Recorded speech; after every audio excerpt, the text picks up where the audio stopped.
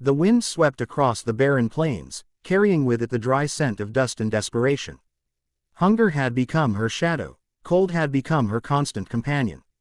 Clara May pulled her threadbare shawl tighter around her shoulders as she trudged along the dirt road, her shoes worn through at the soles.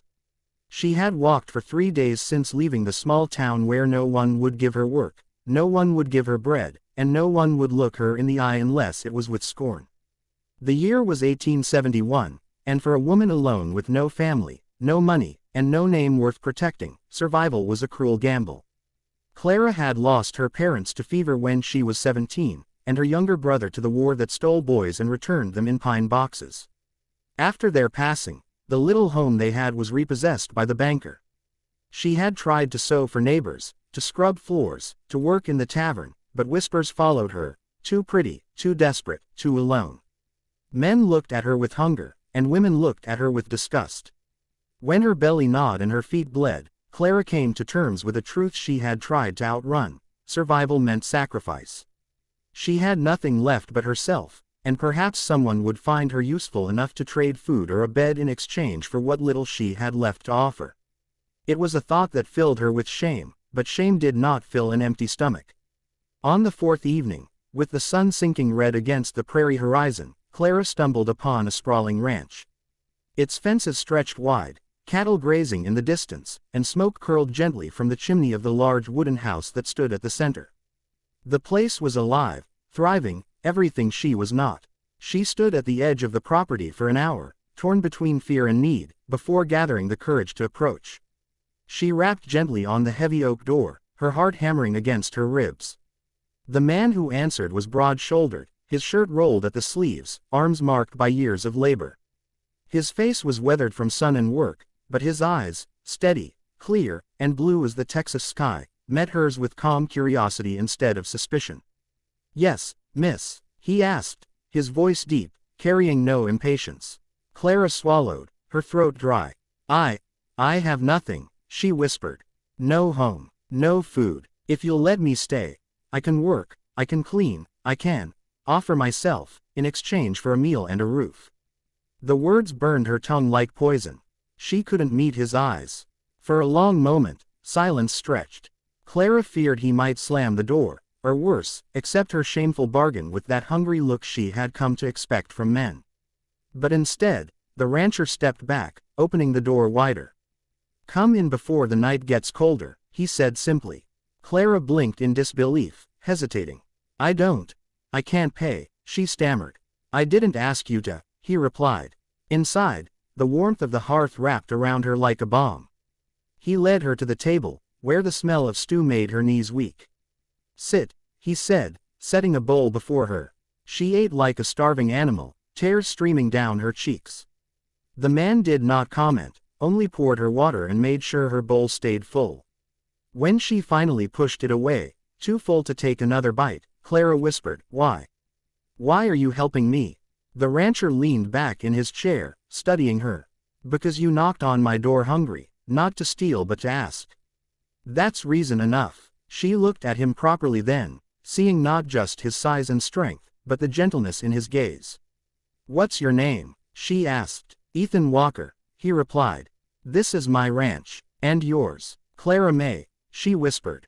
That night, Ethan showed her to a small spare room, plain but clean. Clara lay on the bed, trembling, not from cold, but from disbelief. For the first time in years, she felt safe. Days turned into weeks. Clara insisted on working to repay him. She scrubbed floors, washed dishes, mended clothes. Ethan never demanded, never asked for more than she could give. He treated her with quiet respect, though his eyes often lingered on her with something unspoken, something she dared not believe was kindness or care. But Clara's past weighed on her. One evening, as she patched a shirt by the fire, she said softly, "You should have turned me away. I have nothing to offer you but trouble." Ethan set down his book, his gaze steady. "You've offered more than you realize. This house has been too quiet for too long." "Your wife?" Clara asked hesitantly. "Never married," he replied. "This ranch keeps a man busy. But a home needs more than work and cattle." Clara's hands trembled on the fabric. I came here ready to trade myself like something cheap. And you gave me food, shelter, dignity. I don't understand you. Ethan's jaw tightened. He leaned forward, voice firm. Clara May, listen well. You're not something to be traded.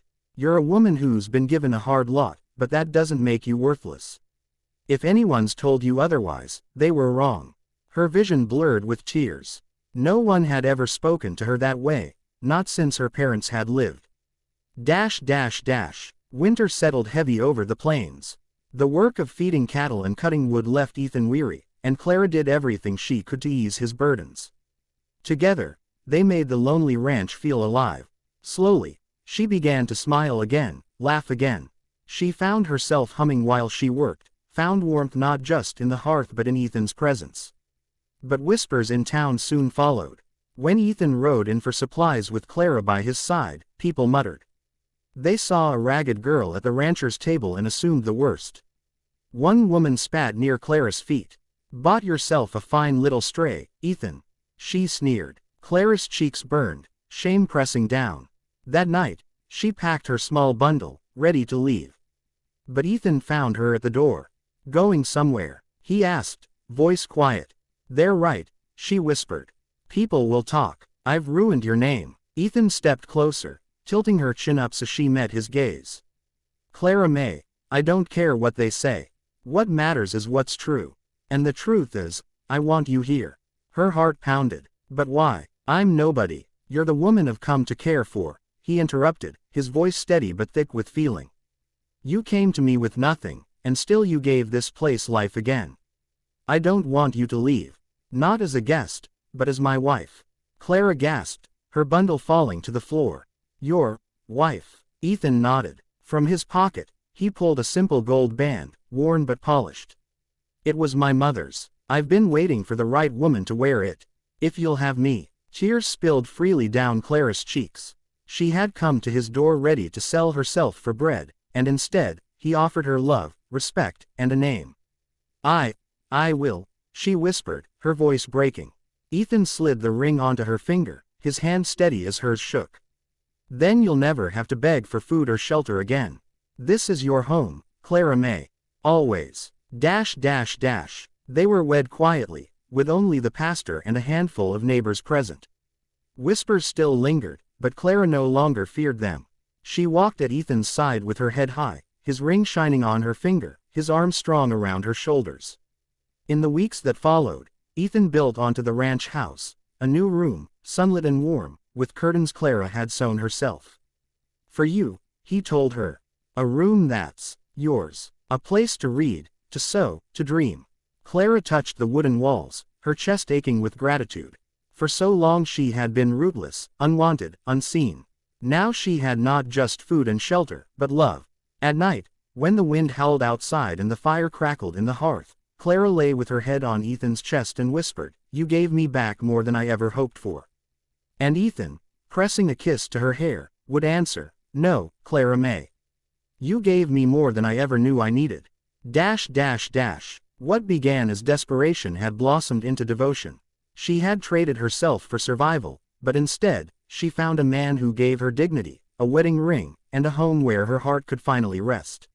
For the rest of her days, Clara never again thought of herself as worthless. She was Ethan's wife, the heart of the ranch, and the proof that even in the harshest of worlds, kindness and love could grow where once there had only been hunger and despair.